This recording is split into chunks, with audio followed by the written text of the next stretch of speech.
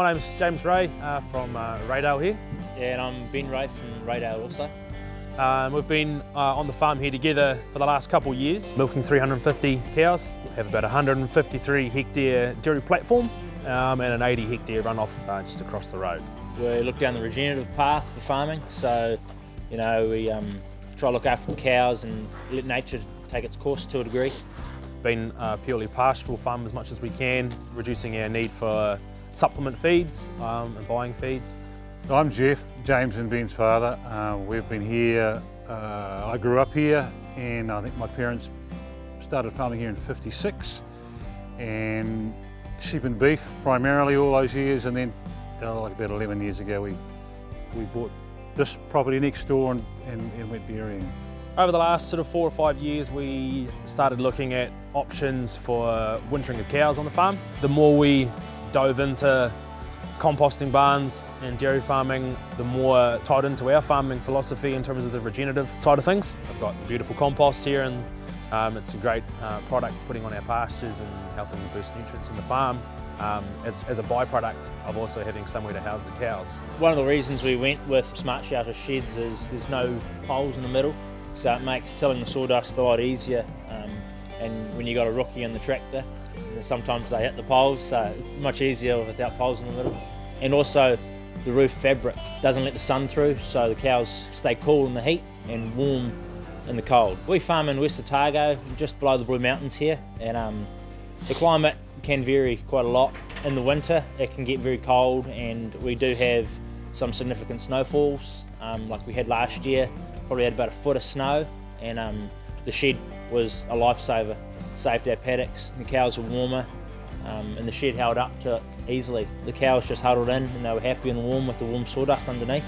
During the construction of our shed last year, we struck COVID right in the middle, of course shutting us down for a few weeks, which delayed our shed from being ready as early as we'd hoped. So we ended up getting our cows into the barn for winter time. We continued to milk cows until about the 12th of June last year, which was about 2.5 to 3 weeks later than normal, and having the barn obviously gave us that ability to milk later. When the growth started to slow down a little bit, we used the shed for feeding, so the cows would get into a pasture and then they'd come to the barn for a little bit of supplement feed before milking again as well. So benefit of that is we're not traipsing tractors all over our pastures and having to drag silage wagons through paddocks. We can just bring it to the shed, the cows are here, and we get a better use out of our feed, not as much wastage from feeding in paddocks and things like that. Going into late March, we went to 16-hour milking, and then we had the cows in here every day for about 4 or 5 hours instead of being out in the paddock after they'd finished. So the bedding in the shed here, we have it probably about 1 metre deep on average. We rip it down with the ripper about 600, so we're getting a good chunk down, keeping it nice and fluffy and plenty of air in it. We emptied out the top probably 6 to 7, 8 inches, the sawdust, during January. Emptied that out and it got spread straight away out onto pastures around the farm. It's a good natural sort of carbon builder, being the sawdust, and most of it's already sort of broken down already, so, and a little bit of nitrogen that comes out of it too, so good healthy feed for the soil as well.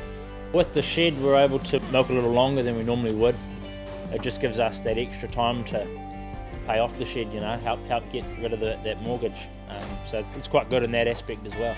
Day-to-day running of the barn here, typically would probably spend about an hour a day in the barn. We'd feed the cows first, and then we come through the compost here and rip it. So with the composting, the bedding is obviously warm. We peak temperature at 52 degrees. Right now we're sitting at about 36 roughly. It just means it's warm, the cows are warm, a lot more comfortable for them. During the winter last year, being our first year with the barn, it was a bit of an experiment about what the cows would eat and how much they would eat. We sort of budgeted obviously around the 12 kgs a cow through winter, but we probably reckon we were probably down to about 9 kgs was the sweet spot. A combination of straw and silage, just mixed with the front hand loader, poor man's mixer wagon. Cows put weight on through winter and came out of winter looking fantastic with a lot less feed than what we had originally budgeted on using. The cows love the barn.